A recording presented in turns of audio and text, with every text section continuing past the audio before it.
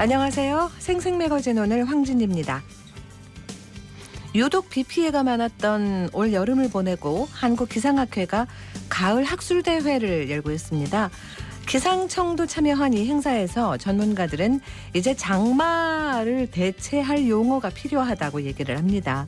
우리가 공식처럼 알고 있는 장마는 6월 중순에 시작하고 7월 말이나 8월 초까지 이 장마 전선이 왔다 갔다 하면서 길게 내리는 비를 말하잖아요. 그런데 언제부턴가 비가 적은 마른 장마가 이어지고 또 뒤늦은 8월에 집중호우가 쏟아져서 피해를 키우고 있습니다. 기상청이 어제 10년 만에 발간한 장마 백서를 공개했는데요. 올여름에는 장마철 강수량이 42%, 이후가 49%여서 장마철 경계가 모호해졌다고 합니다. 그래서 이제 장마 대신 우기라는 개념을 도입하자 이런 얘기도 나오고 있죠. 우리가 장마라는 단어를 쓴 게 500년이 넘는다고 합니다. 그동안 수많은 장마 데이터는 쌓여 있지만 이젠 슈퍼컴퓨터도 정확한 예측이 어려워진 게 기후변화 때문이잖아요. 오늘 함께 그린 대구에서 이 기후변화를 막기 위해서 우리가 할 수 있는 실천 방법 소개합니다. KBS 대구 1라디오 생생매거진 오늘 10월 21일 금요일 순서 시작합니다.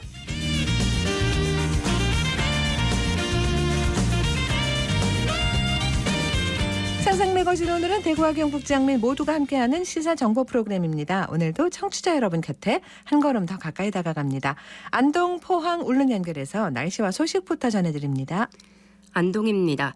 오늘은 경북 북부 지역 대부분 영상권 기온에서 시작했는데 안동 지역은 6도로 출발해서 한낮에는 19도의 기온 나타나겠습니다. 하지만 여전히 큰 일교차에 건강관리 잘 하시기 바랍니다.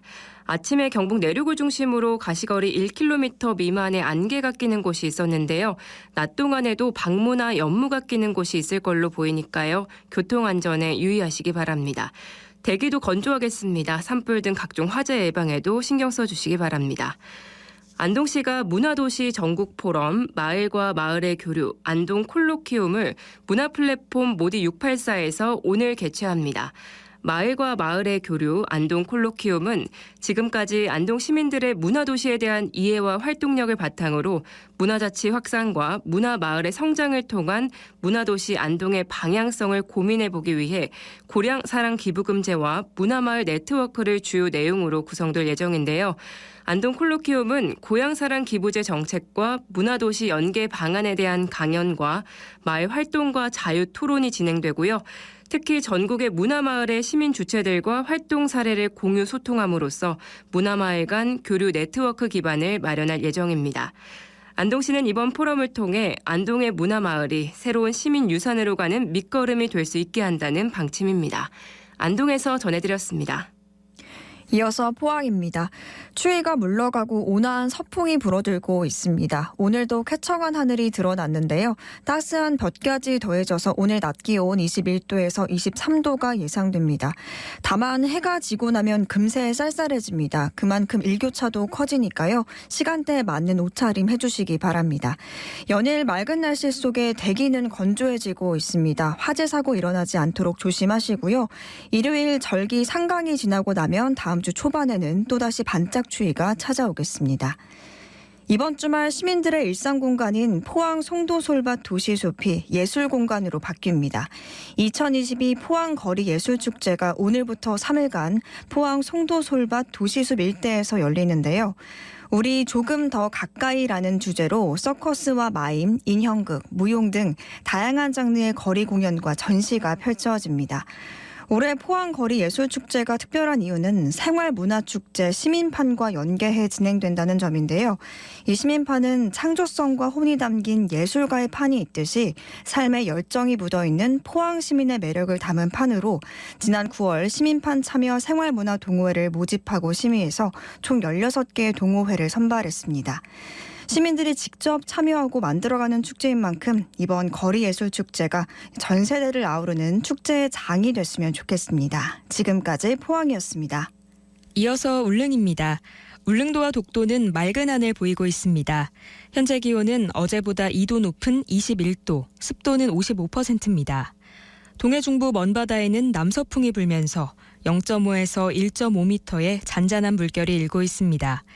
오늘 운항 시각이 변경된 여객선이 있으니 선사별 확인이 필요합니다. 독서의 계절 가을을 맞아 울릉군 새마을 문고가 알뜰도서 교환시장을 열었습니다. 새마을 문고 울릉군 지부는 어제 울릉읍사무소 앞에서 신간을 포함한 다양한 종류의 책을 무료로 제공했는데요. 이날 열린 알뜰도서 교환시장에서는 책을 무료로 대여해주고 다 읽은 책은 다른 책으로 교환해주는 방식으로 진행됐습니다. 새마을문고 울릉군 지부는 매년 가을 알뜰도서 대여 및 나눔 행사를 열어 울릉 주민들의 독서 생활화에 앞장서고 있는데요. 주민들은 서점이 없는 울릉도에서 새 책은 물론이고 다양한 서적을 만나볼 수 있어 행복하다는 반응을 보였습니다. 지금까지 울릉이었습니다.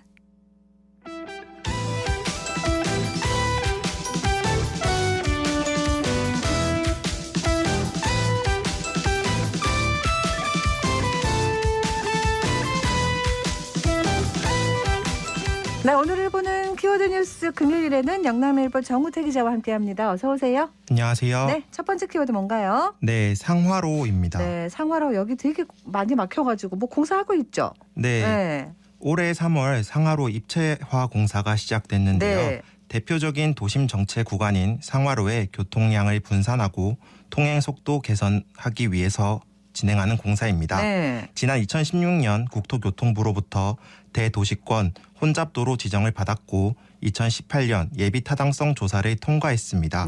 기존 공사 방식은 고가도로였으나 주거지역 통과에 따른 민원 발생, 도시경관 저해, 지역 상권 단절 등을 이유로 지하도로를 만드는 것으로 계획이 변경됐습니다. 그런데 최근 인근 주민들이 유해 물질과 배기가스로 문제를 제기하고 나섰습니다. 뭐 공사 현장 주변에는 이런 문제가 자주 발생하긴 합니다만 뭐 어떤 피해를 얘기하는 거예요? 네, 해당 도로는 대구 4차 순환도로의 일부이기도 한데요.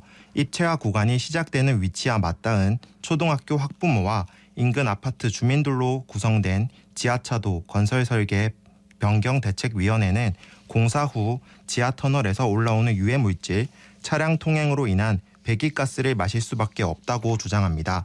또 2027년 준공을 목표로 공사를 진행 중인데 5년여간 공사 소음과 진동으로 주민 건강권도 침해당할 거라 지적합니다. 이에 따라 공사 진출입 위치를 옮길 것을 요구하고 있습니다. 그렇군요. 자, 교통난 해소를 위한 사업인데 또 바로 옆에 사는 주민들 심정도 충분히 이해가 됩니다. 대구시는 뭐라고 합니까? 네, 대구시는 진출입로 위치는 문제가 없다는 입장입니다. 대형 공사는 시행 과정에서 여러 차례 환경 영향 평가를 진행하는데 유해 물질이나 소음, 진동 모두 기준치 이하가 될 것으로 예측된다는 겁니다. 게다가 도시철도 1호선이 주변에 있어 현실적으로 계획 변경이 어렵다는 의견입니다. 또 보호구역을 침해한다는 지적에 대해선 도로는 금지시설이 아니라는 해명도 내놨습니다. 그렇군요. 공사 기간이 5년인데 피해를 최소화하는 방법 얼른 찾아야 되겠습니다. 다음 키워드는요? 네, 공항 후적지입니다. 예, 공항 후적지 대구 경북 통합 신공항 사업이 윤곽이 드러나면서 기존 대구공항 후적지 개발 관심도 높아집니다. 네, 맞습니다. 실제 대구 동구 주민들의 기대가 매우 높은 것으로 나타났는데요. 네. 동구청이 주민 1000명을 대상으로 실시한 후적지 관련 설문조사 결과를 내놨습니다. 응답자의 93.6%가 공항 후적지 개발이 동구 발전에 기여할 것이라 답했습니다. 그렇군요. 주민 대다수가 일단 공항 이전 후에 이 지역 발전을 기대하고 있는 겁니다. 개발 방향은 어떤 얘기들이 나와요? 네, 미래 먹거리를 창출해야 한다는 답변이 가장 많았습니다. 미래형 첨단 산업 유치를 통한 일자리 창출이 높은 비중을 차지했고 803 금호강과 연계한 자연 친화적 개발, 복합 상업시설, 리조트, 컨벤션 등 관광도시 조성이 뒤를 이었습니다. 네. 후적지와 연계한 인프라 구성에 도심숲, 수변 공간 등 휴식 공간 조성을 원하는 응답자가 가장 많았고 다음으로 대규모 복합 쇼핑몰, 세계적인 테마파크, 초고층 랜드마크 유치 순이었습니다. 걱정하거나 우려하는 것들도 있을 거예요? 네, 맞습니다. 네. 공항 이전 및 후적지 개발 장애 요인을 묻는 질문에 절반에 가까운 46.5%의 응답자가 통합 신공항 이전지 갈등에 의한 신공항 건설 지연을 꼽았습니다. 네. 관련 사업이 신속하게 진행되길 바란다는 의견으로 해석할 수 있습니다. 예. 이 외에 국비 지원 및 민간 투자 부족으로 인한 사업 차질, 수익성을 의식한 공동주택 위주의 개발이 뒤를 이었습니다. 네, 공항 때문에 참 제약이 많았던 곳이니까 주민들 목소리 다 좀 잘 듣고 결정을 하면 좋겠습니다. 그죠? 네, 네. 동구청은 공항 후적지 개발 방향 설정을 위한 정책 토론회를 개최할 예정입니다. 오는 24일 공항 후적지 미래 모빌리티와 첨단 산업이 융합된 스마트 도시라는 주제로 토론회를 진행하는데요. 네. 향후 교통체계 개편과 도시 개발에 있어 지자체의 역할, 첨단 산업 유치, 관광 산업 분야 연계성 모색 등 다양한 의견이 개진될 예정입니다. 네. 전문가 주제 발표 이후에 주민들의 의견을 수렴할 수 있는 질의응답 시간도 마련할 예정입니다. 그래요. 네. 자, 다음 키워드는요. 네, 자율주행입니다. 자율주행. 운전대를 내가 안 잡아도 저절로 가는 거 얘기하는 거잖아요. 네. 좀 하더라고요. 지금 그죠? 네, 맞습니다. 네. 좀 사실- 멀어 보였는데. 네, 네. 사실 저도 자율주행은 막연하게 현실성이 그러니까요. 떨어진다고 네. 생각했었는데요. 맞아요. 직접 타보고는 생각이 바뀌었습니다. 대구 달성군 테크노폴리스 일원 시범주행 구간에서 자율주행에 동승할 수 있는 기회가 있어 동행 취재를 하고 왔습니다. 그래요. 궁금합니다. 저는 일단 겁부터 먼저 나는데 우리 타는 일반 차량하고 뭐 많이 달라요? 네, 사실 처음 언뜻 봤을 때는 일반 차량과 큰 차이는 없어 보였는데요. 네. 여러 첨단 장비를 구비한 차량이었습니다.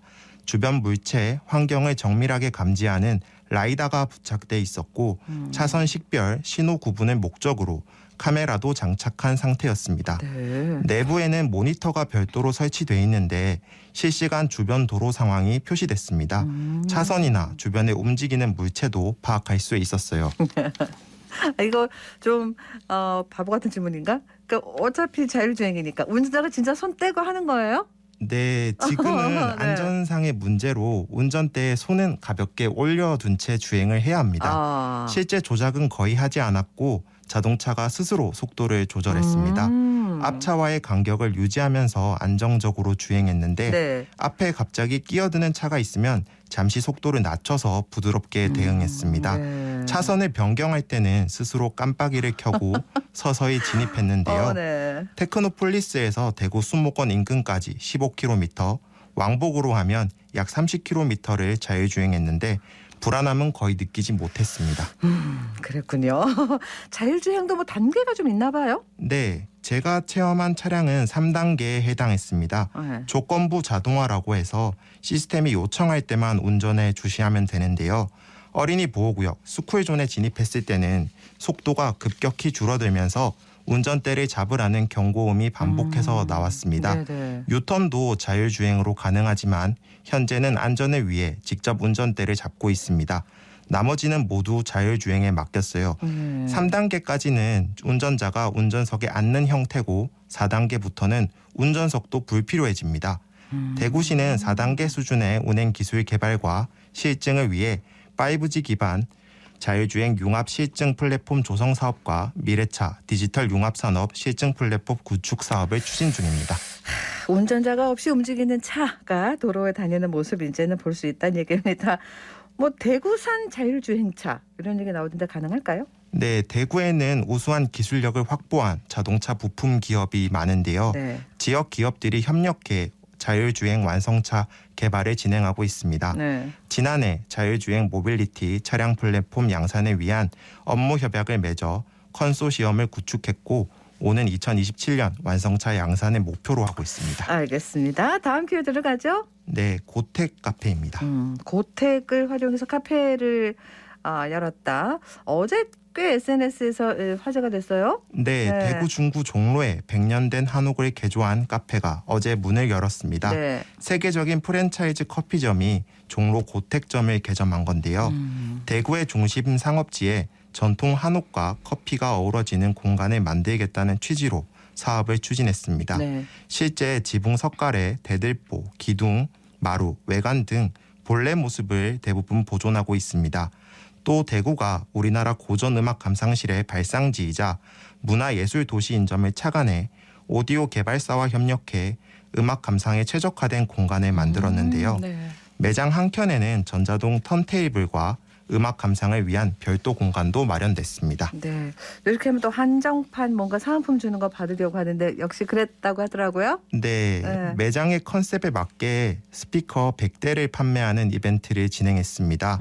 이 스피커가 때 아닌 논란을 불러오기도 했는데요. 네. 옷돈을 얹어서 되파는 리셀 때문입니다. 네. 하루도 채 지나지 않아 원가의 2배가 넘는 70만 원대에 중고 사이트에서 거래가 진행되고 있습니다.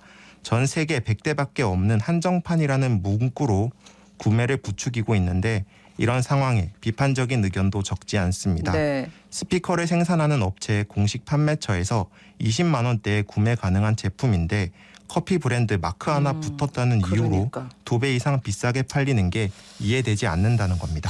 이 리셀에 관한 논란은 끊이지 않아요. 오래됐어요. 그죠? 네, 재판매를 통해 수익을 챙기거나 가격이 오를 것을 예상해 상품을 보관하는 등 일종의 재테크 수단으로 활용하는 경우도 많은데요. 네. 일부 기업에서는 재판매 행위를 금지하는 조항을 신설하고 있습니다.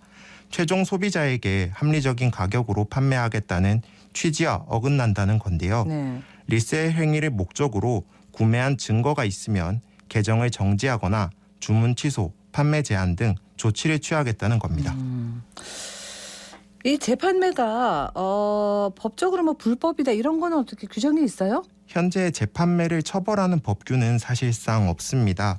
암표 판매나 매점 매석 범위에 포함되지 않기 때문인데요. 예. 특히 개인 간 거래를 막을 근거도 부족해 각 기업에서 내세우는 금지 조치 역시 실효성이 떨어지는 상황입니다. 네. 자, 마지막 키워드 하나 볼까요? 네, 산불입니다. 어제 영덕에서 산불 났어요. 그죠? 네, 지난 20일 오후 경북 연덕 축산면 축산리 야산에서 산불이 발생했습니다. 산림당국은 헬기 4대, 진화 인력 206명을 투입해 2시간 반 만에 주부를 진화했습니다. 다행히 인명피해는 없었는데요. 쌀쌀해지고 건조한 날씨로 산불 위험도 높아졌습니다. 지난 19일 오전엔 달성군 하빈면 야산에서 불이 나 30분 만에 진화됐고 같은 날 오후 대구 북구 야산에서도 산불이 발생했습니다. 올 봄에 산불 피해가 너무 커서 그 기억이 우리 아직 있는데 이런 일도 참 되풀이 안 돼야 될 텐데 그죠? 네, 맞습니다. 지난 3월 울진 북면 한 야산에서 시작된 산불이 열흘간 이어졌었죠. 당시 축구장 2만 5천여 개에 해당하는 면적에 산림이 소실됐고 190가구의 이재민이 발생했습니다. 맞습니다. 점차 대기가 건조해지는 만큼 산불에 각별한 주의가 필요한 시점입니다. 단풍이 물드는 계절에 등산객도 부쩍 늘어날 것으로 예상되는데요. 소방당국은 등산을 갈 때 흡연을 위한 라이터를 소지하지 않을 것을 당부하고 있습니다. 네, 오늘 여기까지 들을게요. 고맙습니다. 감사합니다. 오늘 본 키워드 뉴스 영남일보 정우택 기자와 함께했습니다.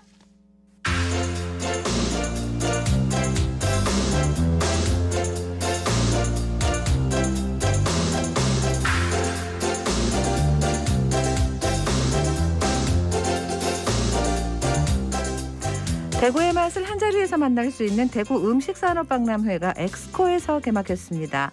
음식산업의 현재와 미래를 담다라는 주제로 주말까지 내일이죠 진행되는데 김현지 리포터가 다녀왔어요. 어서 오세요, 현지 씨. 네, 안녕하세요. 올해로 20주년을 맞은 음식산업 박람회는 음식산업의 현재와 미래를 살펴볼 수 있는 다양한 부스로 꾸며졌습니다. 네. 먼저 음식산업의 현재를 확인할 수 있는 부스들을 살펴봤는데요. 실내에서 마스크를 벗고 음식을 먹을 수 있게 되면서 지역의 식품 기업들과 외식업소들이 선보이는 음식을 시식할 수 있는 부스로 대부분 이루어져 있습니다. 네. 전 그중 대구 먹거리 골목 부스에 들어가 봤는데요. 함께 만나보시죠. 여기 달서구에는 달토기빵입니다. 선사시대로 2만 년의 역사를 모티브로 한 달서구에서 만든 달토기빵입니다. 타피오카 분말과 크림치즈로 만들어가지고 부담이 없이 한번 드셔보세요. 맛이 어떠신가요? 빵 맛보셨는데 좀 어떠셨어요? 쫄깃쫄깃하고 어른들도 좋아할 것 같아서 샀어요. 달콤하고 고소하고 제 입맛에 맞았어요. 저는 밀가루가 사실 소화가 잘 안 돼서 그게 마음에 들었어요. 저는 달서구청 위생과에 근무하는 김재문입니다. 지역의 먹거리 골목이 지금 이곳 말고도 사실 여러 군데가 좀 있어요. 그 먹거리 골목을 좀 알려야 하는 이유가 있을까요? 먹거리 타운이나? 지역 경제 활성화를 위해서 요즘은 여행을 많이 다니는데 여행과 함께 먹거리도 지역의 먹거리를 하면 같이 상생하는 효과가 있기 때문에 먹거리 타운을 홍보하고 있습니다. 대구의 다양한 먹거리 골목들을 소개하고 올해 박람회에서 특히 눈에 띄는 것들 좀 찾아봤어요? 네, 그렇습니다. 지금 이곳은 진천 고인돌 먹거리 골목이었는데요. 이외에도 서구 반고개 무침의 골목과 남구 안지랑 곱창 골목, 또 수성구 범어 먹거리 타운의 음식도 맛볼 수 있습니다. 네. 또 이번 행사에선 대구 100대 밀키트관이 야심차게 운영 중인데요. 비대면 소비시장이 커지면서 밀키트 수요도 늘고 맞아요. 있습니다. 이 대구시의 외식업소 밀키트 컨설팅 지원 사업에 참여한 외식업소 100개소의 밀키트 상품을 시식해보고 구매도 할 수 있습니다. 현장의 소리 들어보시죠. 자, 여기 한 팩에 오늘만 13,000원에 드려요. 렌즈에다가 1분 30초만 돌리시면 간편하게 드실 수 있어요. 양념해서 다 구워진 상품입니다. 자, 닭발 메뉴 시식하고 가세요. 어머니 맛보셨는데 어떠세요? 맛있어요. 불레나고 맛있다. 자, 여기 청양리 소고기 수육국밥입니다. 매콤한 건 다대기 푼 거고요. 그냥 끓이시면 이렇게 맑게 담백한 국물 드실 수 있는 밀키트예요. 이게 몇 인분 분량이에요? 2인분이에요. 육수 1리터에 고기 150g이 들어있어서 좁게 드시는 분은 3분까지도 충분히 드실 수 있는 넉넉한 양입니다. 예, 맛있다. 한번 더 먹어보자. 매콤하고 당면 같은 게 들어있는 네, 그것도 맛있네요. 업소마다의 특징을 가지고 있는 특화된 메뉴를 저희가 한 가지 이상씩 개발을 해드렸고요. 술안주 메뉴, 온 가족이 즐길 수 있는 떡볶이 메뉴나 애들이 좋아할 수 있는 떡갈비 메뉴들, 상품들은 굉장히 다양하게끔 업소마다의 특징을 가지고 지금 100개 메뉴들이 전시가 되어 있습니다. 이 밀키트 시장은 아시겠지만 굉장히 성장을 많이 하고 있는 추이고요. 그 와중에 온라인 시장에 진출했을 때 굉장히 경쟁이 치열한 상품이기도 합니다. 그래서 제가 각각의 업체들의 특징을 굉장히 최대한 살려서 온라인 그 상세 페이지에도 저희가 다 활용을 해서 노출을 시켰고요. 이번에 100개 업소들 중에 대구 신미에 선정되어 있는 업체들도 이제 밀키트 상품이 개발이 되어 있습니다. 그래서 전국에서도 대구 신미를 드실 수 있는 어떻게 보면 좋은 기회라고 보시면 좋을 것 같습니다. 밀키트가 그래서 좋아요. 딱 요리하면 되게 나오니까. 네. 이번 박람회 주제가 음식산업의 현재와 미래라고 했잖아요. 네. 음식산업의 미래를 볼 수 있는 부스는 어떤 게 있던가요? 네, 친환경 비건 음식이 차세대 식품 트렌드로 떠오르면서 동물에게서 나오는 육류가 아닌 콩고기 같은 식물성 대체육도 선보이고 있고요. 네. 음식 서빙과 요리 과정에 활용되는 로봇도 만나볼 수 있습니다. 네. 마지막으로 로봇 부스 담당자 이야기와 박람회장을 방문한 시민 이야기 차례로 들어보시죠. 지금 이 부스에서는 어떤 걸 소개하고 있는 건가요? 지금 좀 보시는 장비는 누들 조리 장비입니다. 기본적으로 면을 삶고 해면하는 과정을 공정을 거치고 나중에 최종적으로 육수를 부어준 다음에 최종적으로 고객에게 갈 때 고명은 사람이 올려주는 걸로 해가지고 그 이전에 사람이 하기 힘든 과정은 로봇이 다 대체를 하는 그런 조리 로봇으로 보시면 됩니다. 지금 현재 푸드테크 산업이 고난이도의 생산을 로봇이 대체를 하자라는 그런 의도가 좀 충분히 저희가 반영되어 있는 부분입니다. 그래서 시민분들이 이거 시연을 좀 보시고 어떤 이야기를 하시는지가 궁금해요. 네, 주방장이 이제 필요 없겠다. 사람이 할 일 역할이 떨어지겠다. 이렇게 우스갯소리를 많이 하시는데 실질적으로 사람이 할 수 있는 역량은 현재까지는 사람이 해야 되는 부분들이라고 판단되고요. 향후에는 완전 모인화로 갈 수 있지 않을까라는 생각이 듭니다. 기술이 발전되고 세상이 좀 변화됐다라고 조금 느끼신 분들이 많이 있더라고요. 다른 지역에서 오시는 분들이 대구에 어떤 음식이 유명한지 아실 수 있어서 좋을 것 같아요. 저희도 돌아보니까 모르는 브랜드도 많았는데 다 먹어보고 할 수 있어서 체험하고 살 수 있으니까 더 좋은 것 같아요. 네, 이외에도 즐길거리 가득한 부스와 부대 행사가 마련돼 있으니까요. 이번 주 일요일까지 박람회 방문하셔서 발전하는 지역의 식품 외식 산업을 만나는 시간 가져보시기 바랍니다. 그래요. 잘 들었습니다. 네, 고맙습니다. 김현지 리포터였습니다.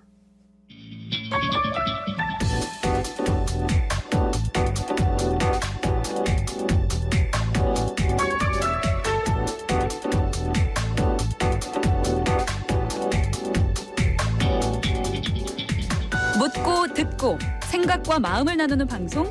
지금 여러분께서는 대구 경북을 보고 듣는 생생 매거진 오늘을 함께하고 계십니다.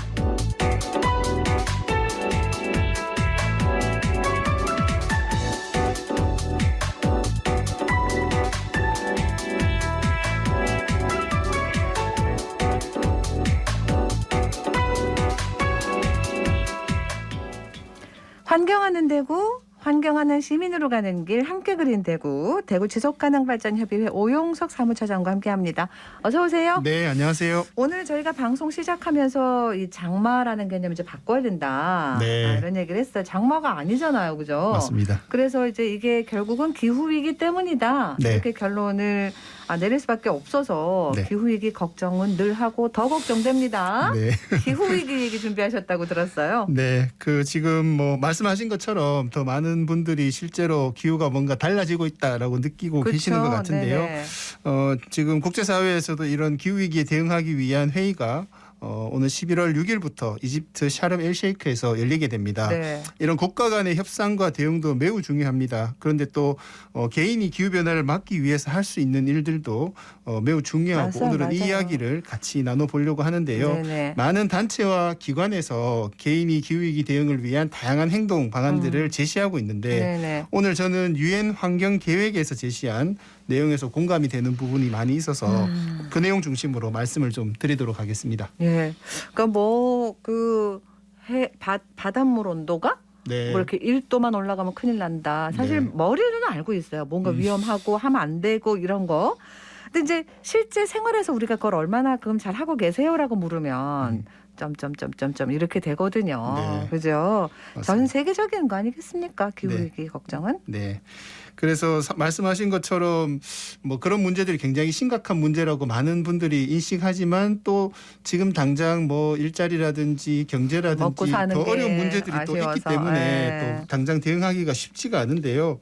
그래서 또 이제 최근에 많은 분들이 기온이 급격하게 떨어지면서 추워요, 매우 겨울. 추워졌다라고 얘기도 네네. 하시고 여름도 이제 거의 없어지는 가을이 거의 없어지는 것 같다 이런 얘기들도 많이 봄, 하시는 가을은 것 같은데요. 네네. 실제로 올해 이제 기온 관측 결과를 보니까 올해 8월달 전 지구의 온도가 지난 1880년 관측 이래 0.9도 정도 평균 온도보다 0.9도 정도가 높았고요.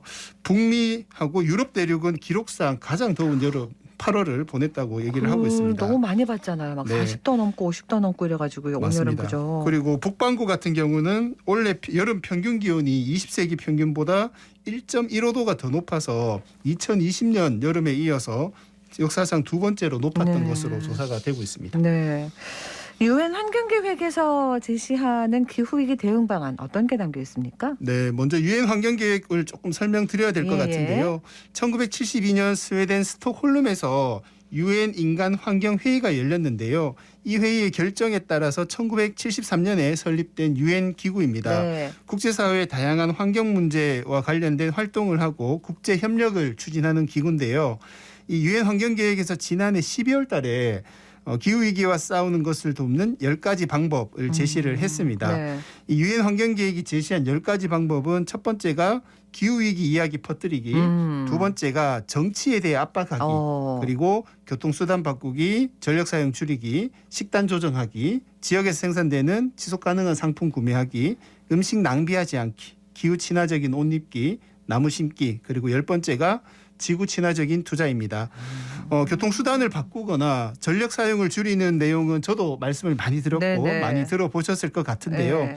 이런 행동도 매우 중요한데 제가 오늘 소개해드리고 싶은 내용은 1번, 2번, 10번 내용입니다. 자, 지금 다 번호를 안 매겨놔서 기억해야 됩니다. 네. 1번이 기후위기 이야기 퍼뜨리기. 네. 그리고 2번이 정치에 대해 압박하기예요. 맞습니다. 마지막에 지구 친화적인 투자 이거죠. 네, 맞습니다.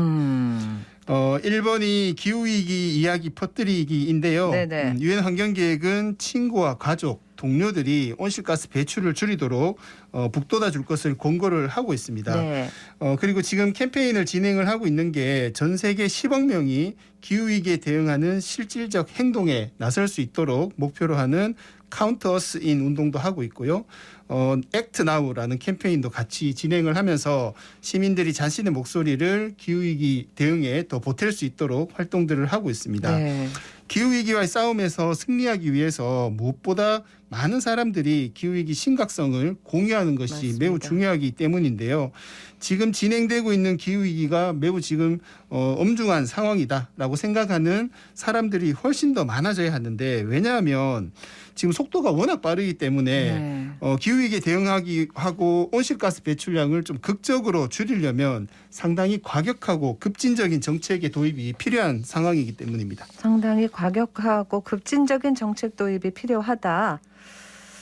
어떻게 해야 될까요? 네, 그 유엔 산하의 기후변화 전문 기구인 기후변화에 관한 정부 간 협의체가 있는데요. 이 단체에서 2030년 온실가스 감축 목표 달성을 위해서 가장 먼저 신속하게 실행해야 될 두 가지 과제를 제안한 게 있습니다. 네. 첫 번째는 전 세계 석탄 발전소를 최대한 빨리 멈춰야 된다. 두 번째는 내연기관 자동차를 최대한 빨리 퇴출시켜야 한다는 것입니다. 이것은 기후위기 대응에 있어서 매우 중요한 과제인데 일반 시민들과 관련 산업 종사자들에게 매우 큰 영향 그리고 반발도 예상이 되는 상황입니다. 국가의 반발도 사실 그렇죠. 있을 거고요. 네, 그래서 기후위기가 우리 공동체의 안전을 위협하고 있고 많은 어려움이 예상되지만 그래도 가지 않을 수 없는 길이라는 공감대가 폭넓게 확산되지 않으면 실행하기가 쉽지가 그렇습니다. 않습니다. 예를 들어서 우리가 코로나 시기에 이동과 영업 시간을 제한하는 등 기본권을 침해하는 과격한 정책들이 사실은 많이 시행이 되었는데요.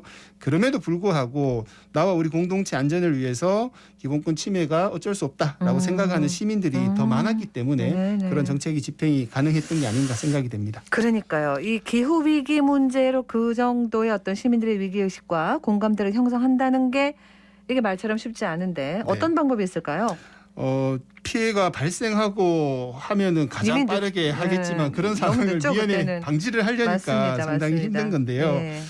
이게 코로나하고 다르게 기후위기는 이제 그 영향들이 시간차도 있고 보이고 아까 말씀하신 것처럼 또 직접적인 피해를 느끼기 쉽지 않아서 공감대 형성이 굉장히 어려운데요. 네. 저는 오늘 지금 방송하고 있는 KBS와 같은 언론 역할 굉장히 중요하다고 생각을 하고 있고요. 맞습니다. 네. 코로나 시기를 생각해 보시면 알 수 있겠지만 24시간 모든 언론들이 실시간으로 코로나에 대한 수많은 정보들을 시민들에게 제공을 했습니다. 네. 오늘 저희가 이야기를 나누고 있는 것처럼 더 많은 언론사들이 기후위기에 대한 정보를 제공을 하고 코로나처럼 네, 시민들이 관심 가질 수 있도록 실천할 필요가 있고요.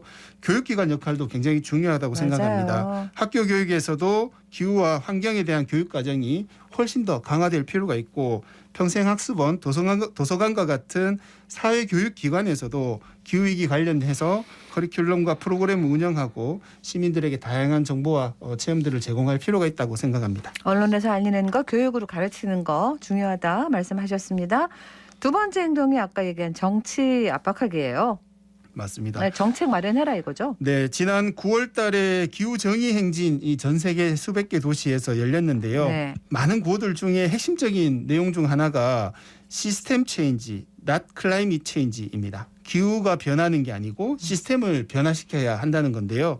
시민 개개인이 교통수단을 바꾸고 전기를 절약하고 일회용품 사용을 줄이는 것도 중요하지만 일부 관심 있는 시민들이 아니라 더 많은 시민들이 동참을 하려면 사회 구조와 문화가 바뀌어서 그런 선택을 하는 게 더 쉽게 되어야 됩니다. 곳곳에 있으면. 네, 그래서 자전거 타기를 시민들에게 선의와 자발적인 실천에만 맡겨두는 게 아니라 차로를 줄이고 자전거 전용 도로를 더 만들어서 자전거를 훨씬 더 편리하고 안전하게 탈 수 있도록 구조를 바꿔야 하는 거죠. 자동차 타는 게 불편하게 만들어라. 맞습니다. 네. 그래서 이런 변화가 가능하려면 정치권에서 합의를 하고 정책으로 결정을 해야 됩니다. 그래서 기후위기 대응이 중요하다고 생각하는 시민들이 왜 이런 걸 하지 않느냐고 정치권을 압박할 필요가 있다는 겁니다. 네. 그리고 말씀하신 것 중에 마지막 10번은 지구 친화적 투자하기요.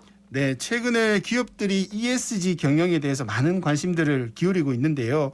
기업들이 이윤 추구뿐만 아니라 환경, 사회, 지배구조를 건강하게 운영을 하겠다는 것인데요. 네. 기업들이 이렇게 변화한 가장 큰 이유 중에 하나는 세계적인 연기금 그리고 투자사들이 기후위기를 가속화하는 화석연료 산업에는 더 이상 투자하지 않겠다라는 원칙을 밝혔기 때문입니다. 네. 또한 기업들은 자발적으로 사용하는 전력을 100% 재생에너지로 전환하겠다는 아리백 캠페인도 추진을 하고 있는데요. 네. 기후위기를 심화시키는 화석연료가 아니라 지구 환경을 지키는 친환경 산업에 우리의 돈이 더 많이 흘러 들어가도록 해야 합니다. 국내 은행들 중에서도 석탄 산업에 투자하지 않겠다고 선언한 곳들도 있고요. 그린 산업 관련되는 펀드 상품도 최근에 다양하게 출시가 되고 있습니다. 네. 이왕이면 이런 투자 상품이나 은행을 이용하는 것이 기후위기 대응에 더 도움이 되겠죠. 그리고 대구에서는 시민들이 직접 친환경 에너지를 생산하는 시민 햇빛 발전소를 건립을 하고 있습니다. 시민에너지 협동조합의 조합원으로 참여하는 것도 지구 친화적인 투자의 한 방법이라고 생각하시면 될 것 같습니다. 대구 시민 햇빛 발전소 지금 잘 운영되고 있는 거죠? 네, 잘 네. 운영되고 있고요. 네. 지금 총 9개 시민 햇빛 발전소 운영이 되고 있는데요. 네. 그중에 또 3개의 에너지 협동조합들이 발전 사업을 추진을 하고 있습니다. 2008년 9월 달 수성모 상하공원에서 1호기를 처음 시작을 했고요. 최근에 6호기, 6호기부터 9호기까지는 대구 시민 햇빛 발전 협동조합에서 상수도 사업본부, 배수지, 정수장 등에 건립을 해서 운영을 하고 있습니다. 네. 출자하신 분들은 연리 4% 이윤도 저희가 배당을 하고 있고요. 이 9개 시민 햇빛 발전소에서 생산하는 전력으로 매년 483톤의 온실가스가 감축되고 있습니다. 네. 이 발전소가 수명이 한 20년 정도라고 들었는데요. 태양광 폐기물이 뭐 나올 거다 이런 얘기를 하더라고요. 네, 그런 얘기 하시는 분들이 많고 저도 이제 강의 같은 데 가면 네. 많이 물어보시는 네, 내용인데요. 사실 태양광 전지판 수명은 거의 반영구적이라고 보시면 되는데요. 이 전지판을 생산하는 업체들이 발전 효율을 보증을 하거든요. 네. 그래서 보통 25에서 30년 정도 발전 효율을 90% 이상 보증을 하고 있는데 네. 이게 무슨 말이냐면 20년, 30년이 지나도 처음 만들 때와 비교했을 때 발전되는 효율이 90% 밑으로 떨어지지 않는 걸 보장을 한다는 겁니다. 아, 그 기간이 지나도요? 네. 아니, 그 기간 안에. 그래서 기간 안에? 네, 20년, 30년이 지나도 처음 생산량의 최소 90% 이상 생산이 된다는 얘기이기 때문에 3, 40년이 지나도 거의 뭐 문제없이 사용을 할 수 있고 그래서 저 거의 반영구적으로 사용할 수 있다 생각을 하시면 될 것 같습니다. 네, 그 부분도 꼼꼼하게 좀 챙겨봐야 되겠습니다. 그죠? 자, 지금 시민들이 지구 친화적 투자에 참여할 수 있는 거예요? 네, 지금 대구 시민 햇빛 발전소 10, 11, 12, 13호기가 건립이 진행이 되고 있습니다. 네. 달성군에 있는 한국전자통신연구원 건물 옥상과 주차장에 설치할 예정인데요. 한 구자에 10만 원 이상 출자를 하시면 조합원으로 가입을 하실 수가 있습니다. 그리고 조합원이 되면 약 6% 이윤을 보장하는 시민 햇빛 펀드도 가입 가능하고요. 네. 그래서 시민 햇빛 발전소 조합원으로 참여해서 지역의 재생에너지 보급도 확대를 하고 시민 여러분들은 지구 친화적인 투자하기도 실천을 하고 그래서 온실가스 감축을 하는 실천에 함께 하시면 좋을 것 같습니다. 어디로 알아보면 돼요? 뭐 궁금한 거. 네, 저희 홈페이지 대구 지속가능발전 협의회 홈페이지에서도 관련 내용 확인하실 수 있고요. 네. 에너지 협동조합 검색을 하셔도 됩니다. 알겠습니다. 말씀 고맙습니다. 고맙습니다. 함께 그린 대구 지속가능발전협의회 오용석 사무처장과 얘기 나눴습니다.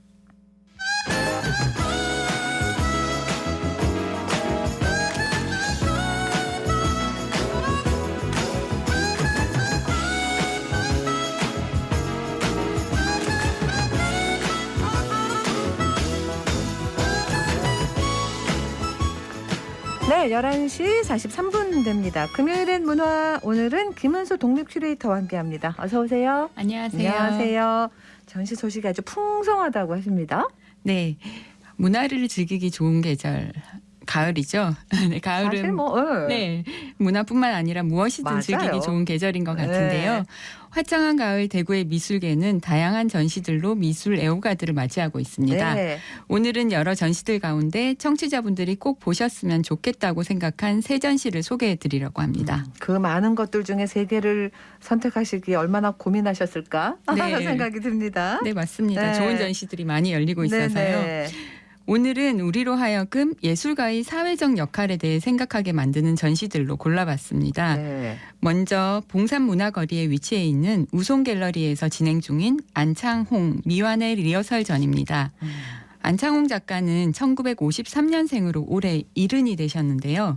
본인이 기억하는 나는 시절부터 항상 붓을 들고 계셨다고 하니 한평생을 작가로서 치열한 삶을 살아온 분입니다. 네. 작가의 50년 궤적을 파노라마식으로 구성한 전시인데요. 일종의 미니 회고전이라고 할 수 그렇네요. 있습니다. 네. 보통은 사람들이 한 대여섯 살 정도 거부터 왜 자기 그 기억을 한다고 하는데 그쵸. 이분이 내가 기억하는 처음에 붓을 들고 있었다고 하시는 걸 보면 네. 그러니까 이제 그냥 태어나면서부터 화가였다. 그쵸. 붓을 들고 있었다. 타고난 화가. 네. 그러면 회고전이면은 초기부터 현재까지 다 볼 수 있는 거예요? 네. 맞습니다. 네. 본격적인 회고전에 앞선 영화의 트레일러와 같은 전시라고 보시면 되는데요. 네. 1970년대 초기작부터 본격적인 화가로서 데뷔한 이후 안창홍 작가가 펼쳐온 작품 세계를 모두 보여주고 있습니다. 화가를 꿈꾸던 고등학교 시절 드로잉부터 최근 작업한 유령 패션 연작까지 작가가 다루어온 다채로운 작업들을 한눈에 보실 수 있는데요. 네. 특히 예전 작품의 한 부분이 새로운 시대와 만나며 확장된 연작으로 탄생하는 과정도 볼 수 있습니다. 네. 고등학교 때 그린 사루비아 꽃밭이라는 작품이 폭풍이 지나간 후 연작으로 발전한 것이라던가 79년 인간 이후라는 작품 속에 나타났던 유령이 최근에 유령 패션 연작으로 확장된 것을 보는 것도 이번 전시의 묘미라고 할 수 있겠습니다. 안창홍 작가가 아주 치열한 삶을 살아오셨다. 네. 어떤 분일까요? 네, 맞습니다. 안창홍 작가는 한마디로 일평생 자신만의 신념과 뚝심으로 올곧게 자신만의 작업 세계를 만들어 오신 분입니다. 50여 년간 소위 잘 팔리는 매끈한 그림보다는 불편함을 건드리는 거친 작업들을 해오셨는데요. 네. 예술은 구속받지 않는 자유정신이며 그 시대의 부조리에 대한 분노이자 저항으로 예술은 시대정신의 산물이라 작가는 이야기합니다. 네. 안창홍 작가는 1953년 경남 밀양 출생으로 대구 남산초를 졸업하고 부산에서 중고등학교를 졸업했습니다. 네. 미술계에서도 학력이라든지 학연이 큰 그렇죠. 영향력을 미치는데요. 네. 고등학교 시절 미술부에서 두각을 드러내며 미술대학 진학을 할 수 있었음에도 불구하고 그 길을 가지 않았습니다. 미술대학이 화가에게 반드시 거쳐야 하는 통과 의뢰인가라는 질문을 던졌고 고졸을 끝으로 학업 대신 그림 작업과 직업 활동을 병행했습니다. 네. 틀에 박힌 지식을 쌓기보다 삶을 통해 관찰과 경험을 통해 보고 받아들이고 고뇌하는 것이 작가의 길이라는 신념이 확고했고 남다르셨네요. 네, 그것이 오늘의 안창홍 작가를 만들었다 할 수 있습니다. 뭐 예술은 시대 정신의 산물이다라고 합니다만 이걸 삶에서 또 작품에서 드러내고 실천한다는 건 또 다른 일이고 어렵지 않습니까? 네, 맞습니다. 네. 안창홍 작가의 50여 년에 걸친 작업은 정말 방대한데요. 현대 문명에 대한 비판이 작업 전체를 크게 아우르는 주제입니다. 네. 회화, 설치, 부조, 조각 등 다양한 매체를 이용해서 권력의 속성이라던가 인간 내면의 탐욕이나 야만성과 마주하며 소외된 자들을 향한 연민과 공감의 예술을 만들어갔습니다. 네. 안창홍 작가는 미술로 자신뿐만 아니라 상처받은 사람들을 어루만지고 치유하기를 바란다고 합니다. 전시는 12월 3일까지 진행됩니다. 안창홍 작가의 전시 소식 얘기해 주셨고요. 두 번째 전시는 뭔가요? 네, 김강석길 초입에 위치한 갤러리 분도에서 진행 중인 In My Memory 전입니다. 갤러리 분도하면 또 우리 박동준 선생 떠올리는데 그 연결된 건가 봐요? 네네. 네. 맞습니다. 패션 디자이너이자 갤러리스트였던 고 박동준 선생의 유지를 이어가고자 만들어진 박동준 기념사업회는 매년 가을 선생이 운영하던 갤러리 분도와 특별한 인연을 맺었던 작가들을 초대해 오마주 박동준 전시를 개최하고 있습니다. 네. 올해는 그 세 번째 전시로 이진용 작가를 초대하여 In My Memory라는 전시를 진행하고 있습니다. 박동준 선생은 정말 대구 문화예술계에도 진짜 관심이 너무 많으셨고 너무 좋아하셨고 맞아요. 큰 역할을 하셨던 분이잖아요. 그죠? 네. 이렇게 세상을 떠나시고도 여전히 크게 우리의 그늘을 만들어주고 계십니다. 네, 그렇습니다. 박동준 선생은 살아생전 대구 1세대 패션 디자이너로서 40여 년간 창작 활동을 펼치며 대구 패션계의 발전을 위해 힘썼습니다. 네. 또한 미술에 남다른 열정을 가지고 작가들을 지원하고 연극과 뮤지컬, 음악인들을 위해서도 아낌없는 지원을 베푸셨고요. 네. 수집한 한국 현대미술 작품 105점을 대구미술관에 또 패션 사료들은 대구 섬유박물관에 기증하시고 재산은 사회에 환원하시며 삶을 마감하셨는데요. 그러한 박동준 선생의 삶을 기리고 정신을 이어나가고자 만들어진 박동준 기념사업회는 다양한 방법으로 예술가들을 지원하고 있습니다. 네. 박동준상을 제정하여 매년 패션 부분과 미술 부분에서 유망 디자이너와 작가를 차례로 선정하여 수상자의 패션쇼와 전시를 열고 있고요. 카카폰이라는 전시를 통해 신진 작가들을 발굴하여 프로모션하고 있습니다. 네. 또한 갤러리 분도와 특별한 인연을 맺었던 작가들을 초대해 오마주 박동준 전시를 열고 있고요. 박동준 선생은 세상을 떠나셨지만 그분의 문화예술에 대한 애정과 나눔의 정신은 맞습니다. 계속될 것 같습니다. 인마이 메모리 전시 이진용 작가의 기억 속에 있는 박동준 선생을 볼 수 있는 걸까요? 네, 그렇습니다. 네. 이진용 작가는 자신이 수집한 희귀 물품들을 본인의 작품에 끌어들이는 작업으로 널리 알려져 있는데요. 네. 이번 전시에서는 특별히 박동준 선생의 유품을 소재로 레진으로 굳힌 오브제 작업들을 통해 선생을 오마주하고 기억합니다. 네. 회화, 부조, 레진 등으로 시간의 축적을 표현하는 이진용 작가는 이번 전시에서 캐스팅한 활자본들을 부조 형식으로 완성한 작업, 또 직접 수집한 시계, 곤충, 화석 등을 레진으로 굳힌 오브제 작업 등을 소개하는데 특별히 그간 수집한 민화를 레진으로 굳힌 신작을 소개합니다. 그렇군요. 전시는 11월 12일까지 진행됩니다. 알겠습니다. 오늘 갖고 오신 전시 마지막 세 번째 전시는 어떤 건가요? 네. 전시장 전체가 달콤한 핑크로 가득한 전시가 있어서 소개해드릴까 합니다. 수성못에 위치한 윤성 갤러리에서 진행 중인 김진 작가의 개인전입니다.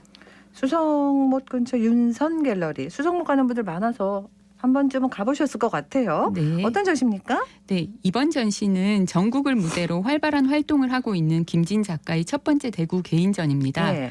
미술계에서 김진 작가는 동명이인의 남자와 여자 작가 두 분이 계시는데요. 이분은? 네, 이번 전시는 여자 김진 작가의 전시입니다. 네네. 전시장에 들어서면 온통 핑크빛으로 가득 차 있어서 몽환적인 느낌이 드는데요.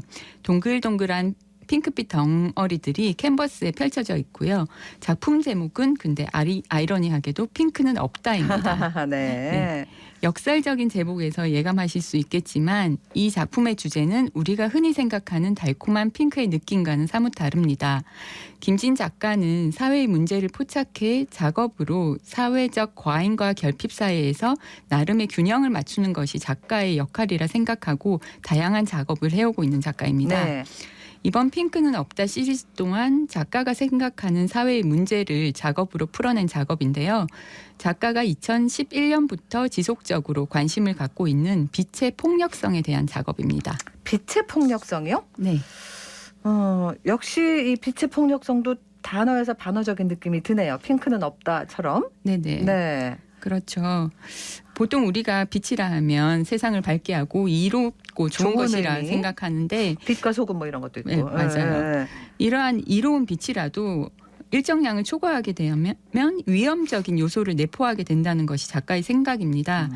작가는 인물화와 정물화로 나누어서 빛의 폭력성에 대한 이야기를 펼쳐나가는데요. 이번 전시에서 소개되는 핑크는 없다 시리즈는 정물화 시리즈입니다. 네. 반짝이는 핑크색으로 과육과 정육을 보다 매혹적이고 관능적으로 표현해냈는데요. 백화점이나 상점에서 과일, 고기 등을 실제보다 더 싱싱하고 탱탱하게 보이게 하기 위해서 과도한 빛을 쏘아서 실체를 보지 못하게 하고 또 자연물을 인공물처럼 처리하는 방식에서 자본주의의 민낯을 보는 것 같았다고 합니다.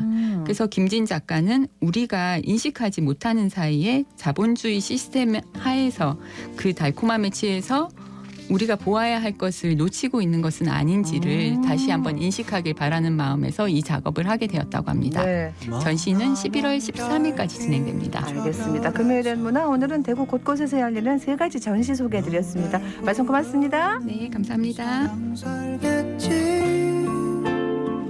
밤이면 오손도손 그리운 것들 모아서 노래를 지어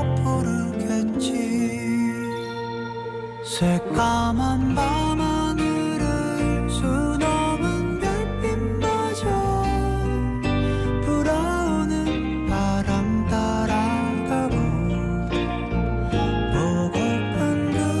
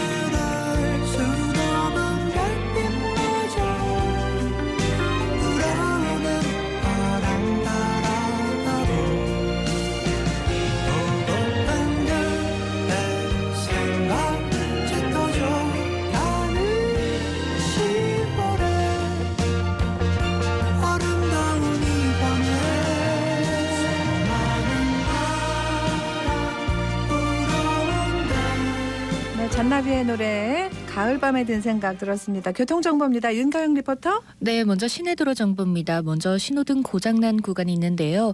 남산초등학교 앞쪽 신호등 고장으로 경찰관이 수신호 중입니다. 명동로는 명덕내거리에서 건들바위 내거리 방향으로 건들바위 내거리 200m 못 간 지점 가장자리 차로를 막고 무인 속도 측정기 작업이 진행 중이니까요. 참고하시기 바랍니다. 달구벌대로는 수성교에서 신천대로 상동교 방향으로 좌회전하는 차량 수성교 신호 2번 정도 예상하셔야겠고 달구벌대로는 만촌내거리에서 범어내거리 구간 흐름 좋습니다. 이어서 고속도로입니다. 경부고속도로 부산 방향으로 70 물류 부근 148km 지점부터 70 분기점 부근 146km 지점 4차로 쪽으로 졸음 쉼터 설치 작업 중입니다. 구간 소통에 불편함은 없겠고 반대 방향으로도 흐름 좋습니다.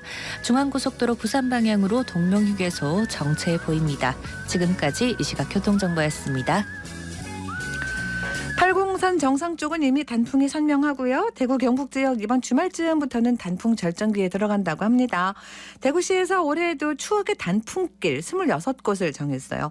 가까운 도심 속으로 보면 국채보상운동 기념공원, 달성공원 토성산책로가 있고 일상생활 가을길, 서구 그린웨이, 침산로, 상화로, 호산동 메타숲길이 있습니다. 멀리 가지 않아도 가을 여행 할 만한 곳들 시내 많네요. 눈으로 가을 담아보시면 좋겠습니다. 10월 21일 금요일 생생매거진 오늘 여기까지입니다. 함께해 주신 여러분 고맙습니다.